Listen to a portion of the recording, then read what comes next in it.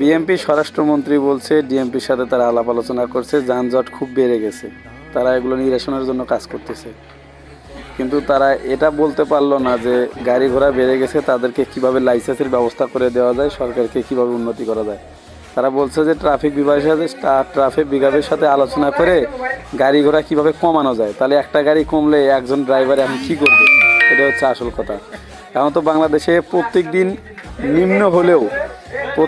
সর্বনিম্ন হলেও 64টা থানায় প্রত্যেকদিন সর্বনিম্ন হলেও 200টা গাড়ি নামতেছে। 64টা জেলায় প্রত্যেক দিন কম করে হলেও 200টা করে গাড়ি রাস্তায় নামতেছে। তো আপনি হিসাব করেন, এই 200 জন লোকের গাড়ি যদি প্রত্যেক দিন ধরে, আবার মনে হয় 200 জন না, প্রত্যেকদিন 100 লোকের গাড়ি ধরলো, এই 100 লোকের গাড়ি আর দিল না, ঠিক আছে। যেহেতু তারা বলছে যে গাড়ি কমাবে, তার মানে আর গাড়ি দেবে না, থানায় রাখবে বা জীবনভাবে সেটাকে জব্দ করবে। তাহলে এই 100 লোক কী করবে? তাদেরকে হয়তো চাকরির ব্যবস্থা করে দিতে হবে, না হয়তো কর্মসংস্থান যে কোনো একটা দিতে হবে, অথবা বিদেশে পাঠাইতে হবে।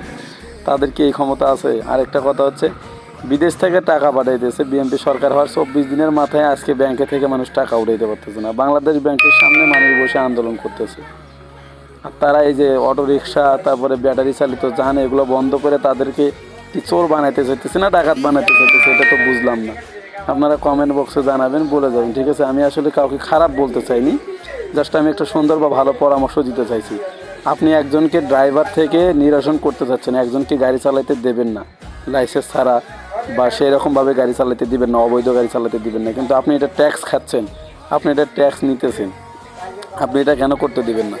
আর করতে দিবেন না ভালো কথা, তার বিকল্প একটা ভালো কিছু করে দেন, যাতে তার পরিবারটা চলে, মাসে সে যেন 15 থেকে 20 হাজার টাকা ইনকাম করতে পারে। এখন বাংলাদেশে দামের যে ঊর্ধ্বগতি, একটা পরিবার চলতে 15 থেকে 20 হাজার টাকা লাগে, সেরকম একটা ব্যবস্থা করে দেন।